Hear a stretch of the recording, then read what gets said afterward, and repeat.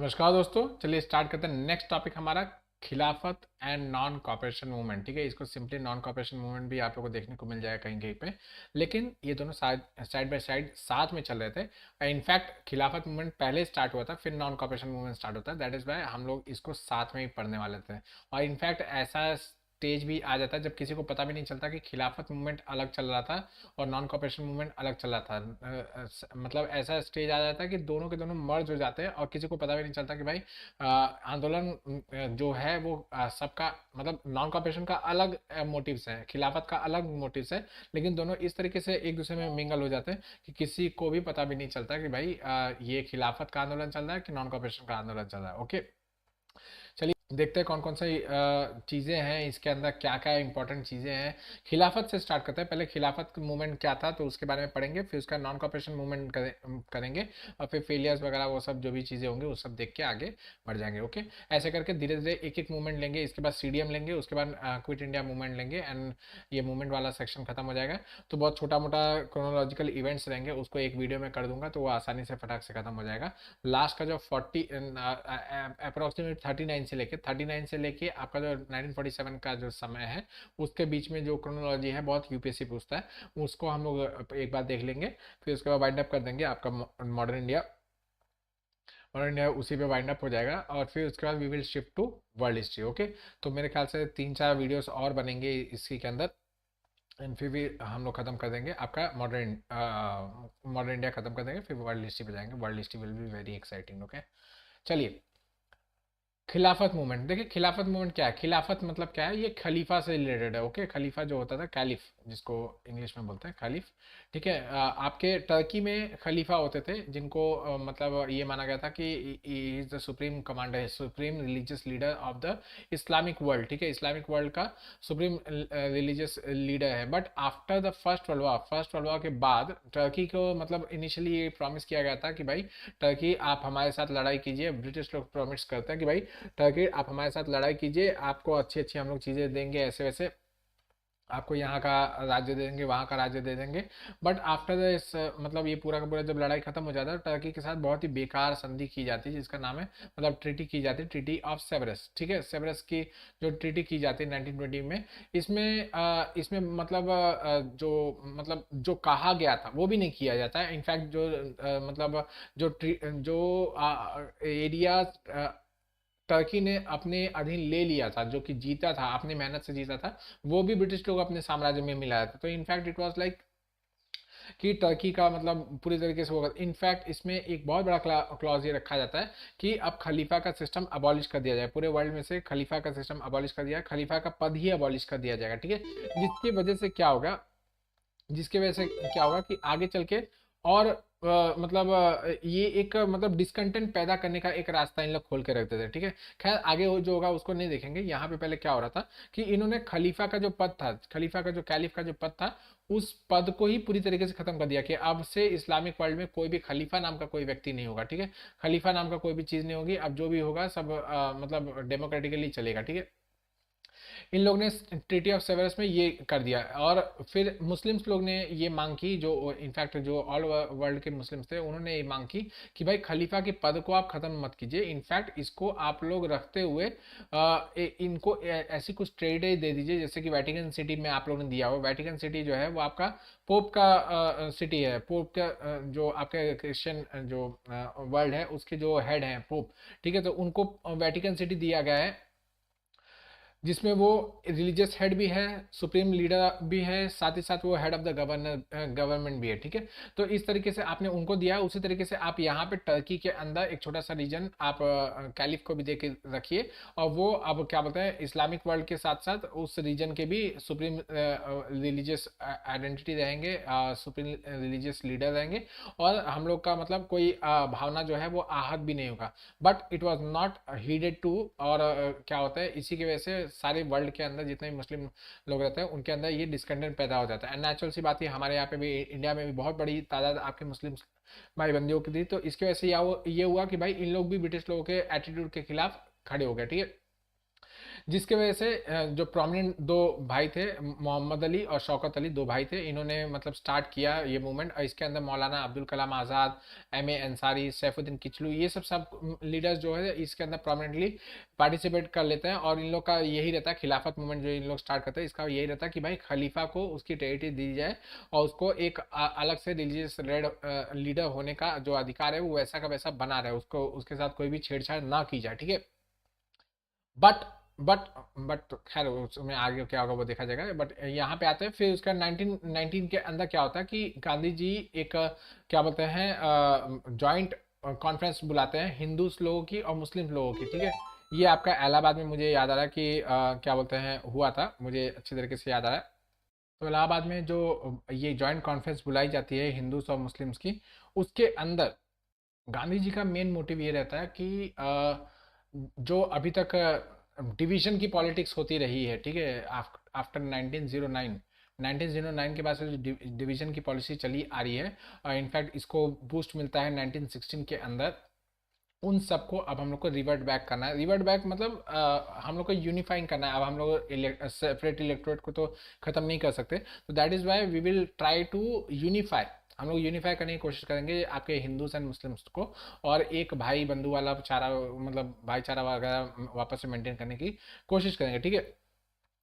Next, इसमें गांधी जी ने आपके इस क्या बोलते हैं इस जॉइंट कॉन्फ्रेंस के अंदर गांधी जी एक मतलब खिलाफत कमेटी को एक कॉल देते हैं कि भाई आप लोग नॉन कॉपरेशन, नॉन वायलेंट तरीके से एक मूवमेंट स्टार्ट कीजिए, नॉन कॉपरेशन मूवमेंट स्टार्ट कीजिए, जो कि मतलब एक नॉन वायलेंट हो, कंप्लीटली नॉन वायलेंट हो, based upon the Gandhian ideology हो, ठीक है। गांधीयन आइडियोलॉजी यही कहती है कि भाई आप लोग सत्याग्रह कीजिए नॉन वायलेंट रखे, और सामने वाला अपने आप ही परेशान हो जाएगा और उसको मतलब उसका एक हार्ट का चेंज, हृदय परिवर्तन जो है वो हो जाएगा, और फिर धीरे धीरे वो आपकी बातों को मानने के लिए तैयार हो जाएगा, ओके।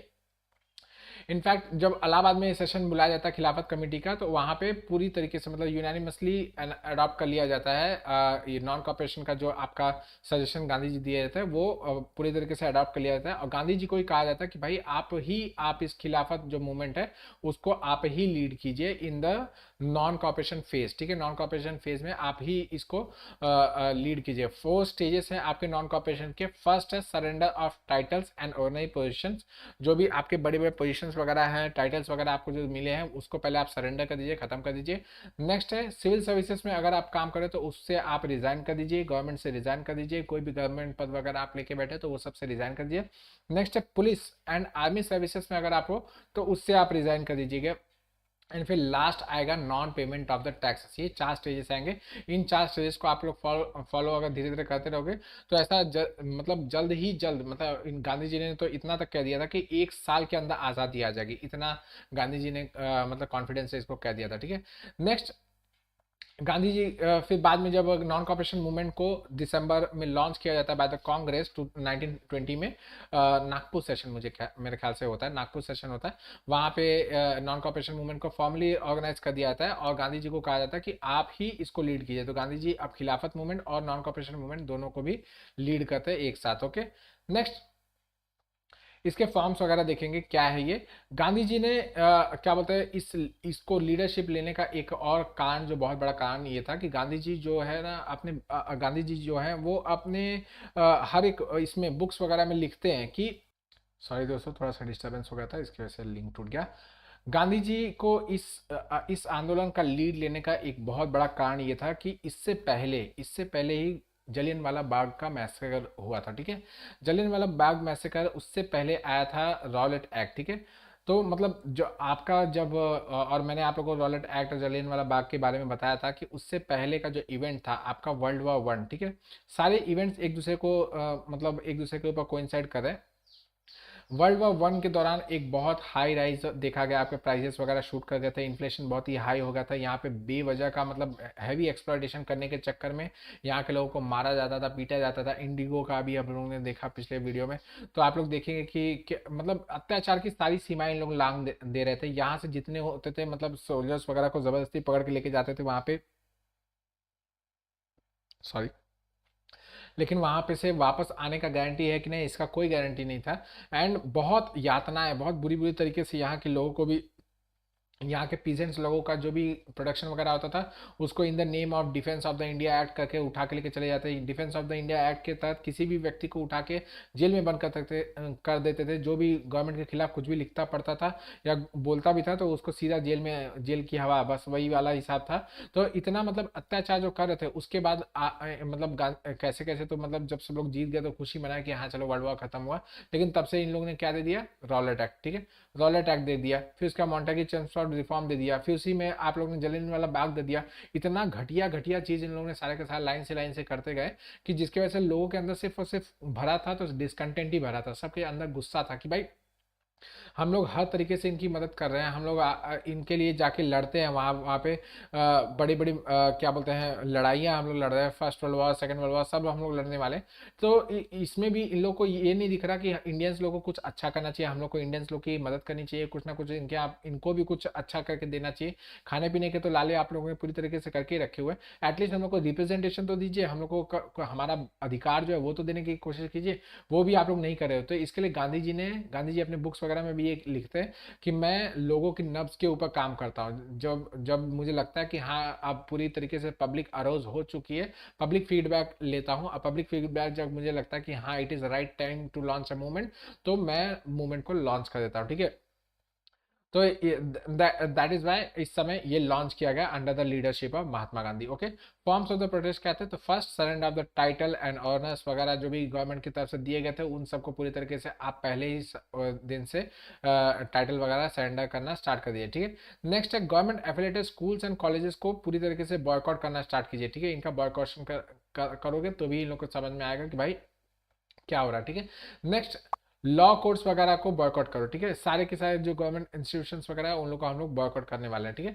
नेक्स्ट है फॉरेन क्लोथ्स वगैरह जो भी आपके शॉप्स सेल कर रहे हैं उन लोग को मतलब जाके फॉरेन क्लोथ्स का कोई मतलब हानि मत पहुंचाओ, उनके यहाँ पे जाके डकैती वगैरह मत मारो, सिर्फ उनका घेराव करके रखो। ऐसे अगर शॉप वगैरह इस तरीके से कोई शॉप है जो कि क्या बोलते हैं ये उसका एंट्रेंस हो गया, ठीक है, ऊपर से वर्टिक मैं ऊपर से बता रहा हूँ, ठीक है, सैटेलाइट व्यू, तो आप उसको घेर के बस बैठ जाओ, ठीक है। यहाँ पे सब लोग औरतें मर्द वगैरह सब बैठ जाइए और उसके अंदर प्ले कार्ड्स वगैरह लेके कि फॉरेन क्लोथ्स को मत लीजिए, फॉरेन क्लोथ्स को मत लीजिए। तो लोग यहाँ से जो आएंगे लेने वेने जो जाएंगे उन लोग को शर्म लगेगी तो उन लोग नहीं जाएंगे इसके अंदर, ठीक है।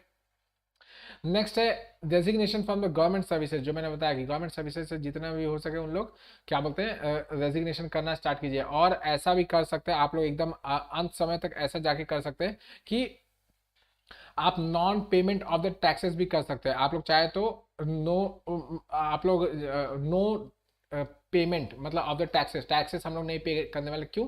क्योंकि आप लोग हमारी बातें नहीं मान रहे हो, ठीक है। आप लोग हमारी बातें नहीं मान रहे हो तो हम लोग टैक्सेस पेमेंट नहीं करेंगे, साथ ही साथ गवर्नमेंट सर्विसेज का बॉयकॉट करेंगे और एक बहुत बड़ा सिविल डिसोबीडियंस मूवमेंट भी लॉन्च करेंगे, ठीक है। यही गांधी जी का एक अल्टीमेट प्लान रहता है कि जब नॉन कॉपरेशन मूवमेंट एक काफी चरम पे पहुंच जाएगा और फिर भी गवर्नमेंट अगर नहीं मानेगी तो we will go for civil disobedience movement, जो कि पूरी तरह जिसको सभी ने अवज्ञा हिंदी में कहा था। उसका मतलब ये था कि भाई हम लोग किसी भी तरीके से आपकी आप कोई बात नहीं मानने वाले, हम लोग आपकी हर बातों की अवहेलना करेंगे, हम लोग आपकी बात किसी भी तरीके से नहीं मानेंगे। आप हमसे रेवेन्यू देने के लिए बोलोगे तो हम लोग को ईंट पत्थर दे देंगे, लेकिन हम लोग आपकी बात नहीं मानेंगे, ठीक है। Next national schools and colleges वगैरह को सेटअप करना था। क्यों? क्योंकि यहाँ पे बच्चे लोग को अगर स्कूल्स एंड कॉलेजेस से एफिलिएशन निकालना है, हम लोग को बाहर उनको बॉयकॉट करेंगे तो उनको कहीं पे पढ़ाना लिखाना तो पड़ेगा ना, क्योंकि ऐसे तो बच्चे लोग की जिंदगी बर्बाद हो जाएगी। तो दैट इज वाई हम लोग नेशनल स्कूल्स वगैरह एस्टेब्लिश करेंगे, ठीक है।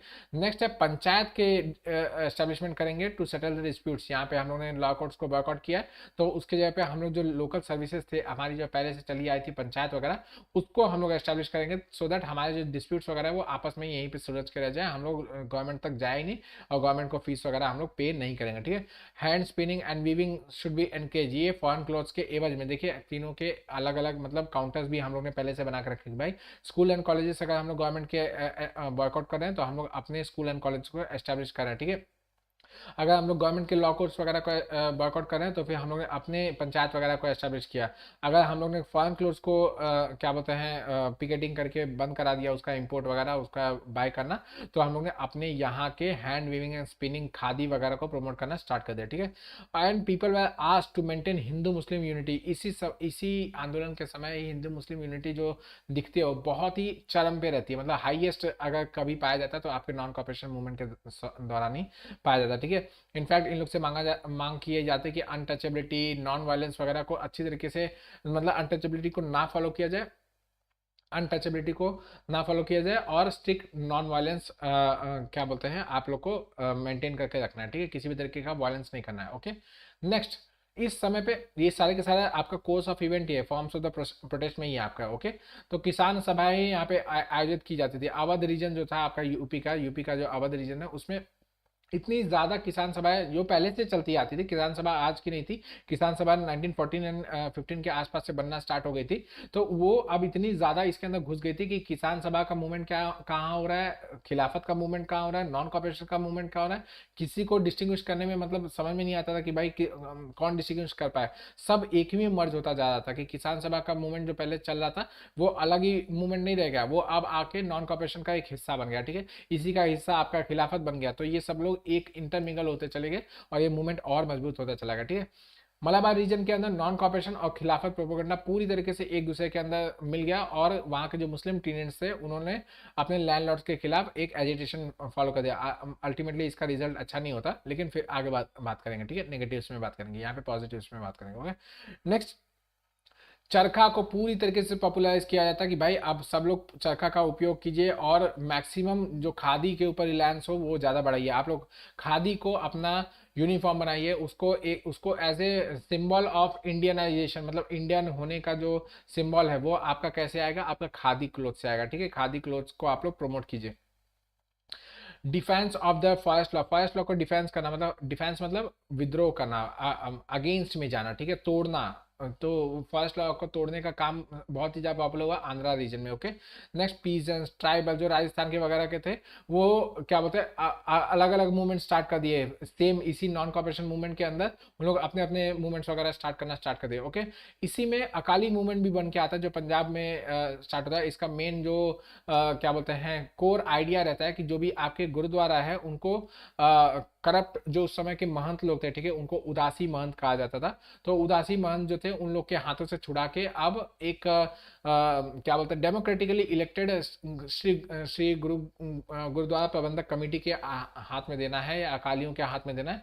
ये इन लोग का एक आइडिया रहता है, ये इनका मेन ऑब्जेक्टिव रहता है। इनफैक्ट इन लोगों ने बहुत नॉन वायलेंस को, स्ट्रिक्ट नॉन वायलेंस को इन लोगों ने फॉलो किया। इनफैक्ट इनके ऊपर काफ़ी लाठीचार्ज किया, काफ़ी लोगों की मौतें भी हुई थी बहुत सारे मूवमेंट के दौरान। आप लोग राजीव अहिर जी की बुक पढ़ेंगे तो उसके अंदर बताया गया है, यहाँ पे बताऊंगा तो बेवजह का समय बर्बाद होगा।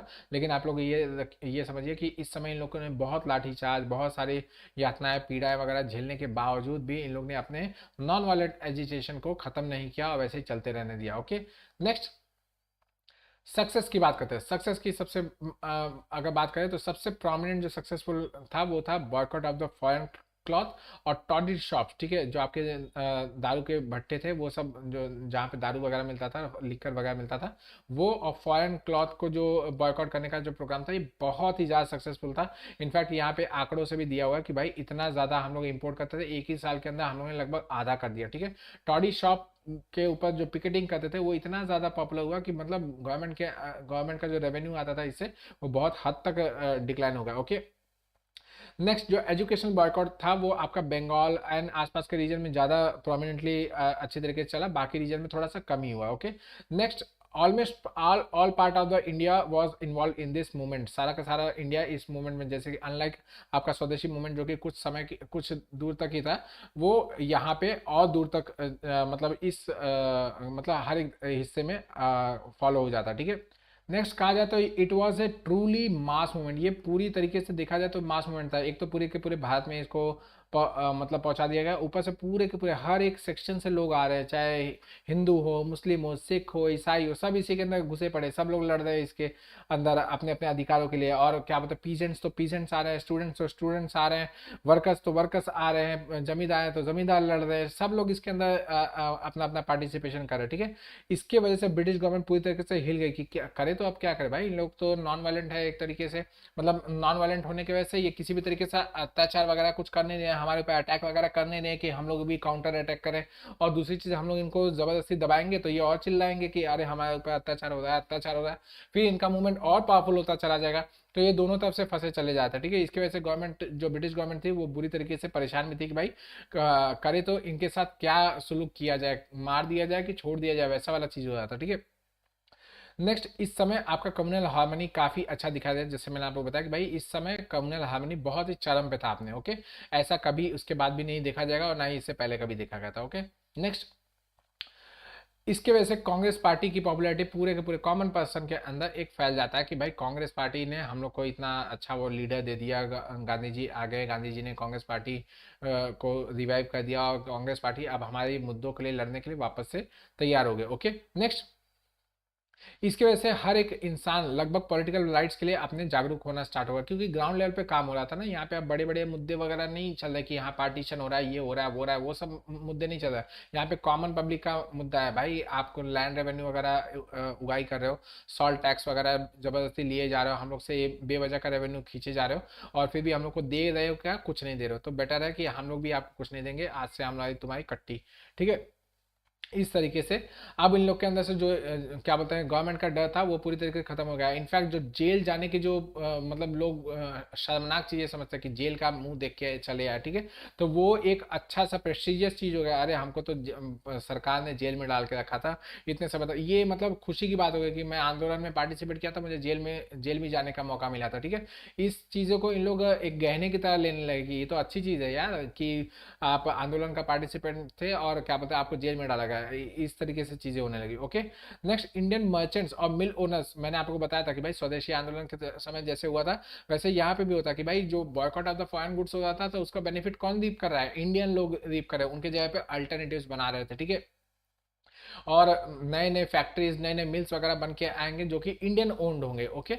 नेक्स्ट, लास्ट सेक्शन आता है चैलेंजेस का, या फिर आप नेगेटिव्स वगैरह भी बोल सकते हैं। चैलेंजेस में कहा जाए या नेगेटिव्स में कहा जाए तो boycott of the law code जो इनिशियली कहा गया था वो ज़्यादा समय तक चल नहीं पाया, क्यों? क्योंकि ये लॉयर्स वगैरह जो थे इनकी तो रोजी रोटी है ना आपका कोर्ट, ठीक है। अब पंचायत अगर डिसीजन वगैरह लेने बैठ जाएगी तो वहाँ पे पंचायत में थोड़ी ना लॉयर्स वगैरह रहते हैं, वहाँ पे तो जो कॉमन पब्लिक रहते हैं, बूढ़े बुजुर्ग लोग जो रहते हैं, उन लोग अपने दिमाग के बेसिस पे डिसीजन वगैरह दे देते हैं, ठीक है। अपने जो पढ़े लिखे जो भी उनकी समझ होती है उस समझ के हिसाब से उन लोग डिसीजन वगैरह दे देते हैं। लेकिन अब लॉयर्स वगैरह क्या है, ये तो पढ़ाई लिखाई करके आए ना, इसीलिए कि भाई लॉ में काम कर रहे हैं, एक बैरिस्टरशिप उन्होंने लिया किस लिए, इसमें काम करने के लिए, अर्निंग करने के लिए, पैसे कमाने के लिए, ताकि वो खा पी सके।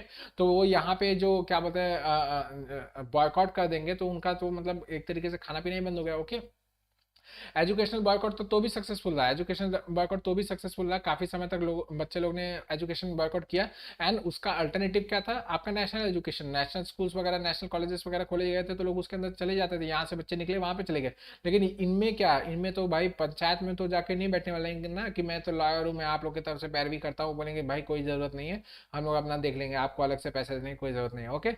नेक्स्ट, केरला में इसने पूरी तरीके से कम्युनल कलर ले लिया। मैंने आपको बताया कि भाई वहाँ पे मुस्लिम जो थे वो आपके क्या बोलते हैं टीनेंट्स थे, वो वर्कर्स थे, एक्चुअली में पीजेंट्स थे, कॉमन पीजेंट्स थे, और जो जमींदार थे वो हिंदूज थे, ठीक है। जिसकी वजह से क्या हुआ कि ये एंटी हिंदू मूवमेंट हो गया, ठीक है। धीरे धीरे मतलब जो as an anti government movement start हुआ था वो एंटी हिंदू मूवमेंट स्टार्ट हो गया। वहाँ पे बहुत सारे फेक न्यूज़ वगैरह भी फैलाने गए, जिसकी वजह से लोग समझने लगे कि हिंदू लोग जो है वो जबरदस्ती मुस्लिम्स लोगों को पकड़ पकड़ के जेल में डलवा रहे हैं और उन लोग की पिटाई वगैरह करवाए, तो ये एंटी हिंदू मूवमेंट हो गया और फिर बहुत ही मतलब विभत्स रूप भी लिया, बहुत गंदा रूप लिया। और आप लोग पढ़ेंगे तो मतलब आश्चर्यचकित हो जाएंगे कि कितना घटिया घटिया काम उस समय किया गया, ओके। नेक्स्ट, आसाम में ये हुआ कि भाई जो लेबरर्स थे उन लोग ने स्ट्राइक कर दिया कि भाई हम लोग टी प्लांटेशन में अब काम नहीं करेंगे और हम लोग अब ये छोड़ के जा रहे हैं। जब उन लोग जाने लगे तो इन लोग के ऊपर गोलियां दागी गई, इन लोग को मतलब निहत्थे लोगों के ऊपर गोलियां चला दी गई। जिसका रिजल्ट ये हुआ कि वहाँ की जो स्टीमर सर्विसेज थी, रेलवे सर्विसेज है, उसको पूरी तरीके से लोगों ने चक्का जाम कर दिया, बंद कर दिया कि नहीं अब हम लोग नहीं काम करेंगे। जिसकी वजह से इंडिया और आसाम मतलब एक जो वो था गैप था वो बढ़ता चला गया, बीच में खाई बनती चली गई। क्यों? क्योंकि भाई ये तो कनेक्टिविटी थिंग्स थी ना, कनेक्टिविटी को कभी भी रोका नहीं जाना चाहिए। इससे क्या होता है कि भाई बाकी देश में क्या चल रहा है वो आपको पता ही नहीं चलेगा। तो यहाँ पे एक अलग ही ये पूरा अलग तरीके से हो गया और फिर ब्रिटिश ब्रिटिशर्स लोग ने अपने पूरे दमखम से इसको मतलब क्या बोलते हैं, सप्रेस कर दिया। Okay, lastly participation of the movement Muslims, जो मैंने आपको बताया कि भाई सॉरी, इस मूवमेंट के अंदर जितना आपका पार्टिसिपेशन देखा जाएगा वो कभी और फ्यूचर में नहीं देखा जाएगा, जिसके वजह से इसकी मतलब आगे चल के ये देखा जाएगा कि कम्युनल फीलिंग्स इसके वजह से बढ़ती चली जाएंगी। कैसे कैसे, क्योंकि यहाँ पे एक मूवमेंट, इसका जो नॉन कॉपरेशन के साथ एक मूवमेंट चल रहा था वो एक रिलीजियस मूवमेंट था। आपका खिलाफत का जो इशू था वो एक रिलीजियस इशू था जो कि नॉन कॉपरेशन के साथ जोड़ा गया था। ठीक है, तो ये एक मतलब नेगेटिव टोन लेके चला जाएगा आगे। जब सीडीएम होगा और फिर क्विट इंडिया होगा तो लोग समझने की कोशिश करेंगे भाई मुस्लिम लोग इसमें क्यों नहीं इतना पार्टिसिपेट कर रहे हैं जैसे उसमें पार्टिसिपेट किए थे। ऐसा इसलिए हो रहा है क्योंकि इनके पास कोई भी मोटिव नहीं है कि इंडिया को रिलीज कराया जाए, कि इंडिया को अलग किया जाए। दो इट वाज ऑल मतलब जो भी सही गलत हो उसके ऊपर नहीं जाना, लेकिन आप लोग ये समझिए कि एक कम्युनल फीलिंग को और बढ़ावा देने का कोशिश करेगा कि भाई उस समय जब इनके हित की बात थी तो इन्होंने पार्टिसिपेट किया, और जब अब इनके हित की बात नहीं है, अब कॉमन हित की बात है, सबके हित की बात है, तो इन लोग पार्टिसिपेट नहीं कर रहे। इन लोग शायद भारत को आजाद नहीं देखना चाहते। ठीक है, that is was the feeling, और ये आगे चल के बहुत विभत्स रूप लेगा और फिर अल्टीमेटली पार्टीशन तो ओके। तो इसी ने स्टेपिंग स्टोन बनाया आपके फ्यूचर मूवमेंट्स का। ये सब चीज़ें इसका कंक्लूजन इवेंट है कि भाई इसने गांधी जी को एक्चुअली में मास लीडर बना दिया, और इसी ने एक ऐसा मतलब आंदोलन खड़ा किया। इसी ने इस समय पे ऐसा एक लोगों के अंदर का जो भय था वो निकल गया, और लोगों के मन में ये जो चीज़ थी कि भाई हम लोग कर पाएंगे कि नहीं कर पाएंगे, वो सब चीज़ें खत्म हो गई। आप सब डरते नहीं थे कि हाँ गांधी जी ने बोल दिया ये करो तो करना है। क्यों? क्योंकि Gandhi ji became the mass leader. ठीक है, चलिए इसी के साथ वाइंड अप करता हूँ, मिलता हूँ कल आप लोग से नए वीडियो में। तब तक आप तो ऐसे पढ़ते हैं। थैंक यू, चलिए बाय।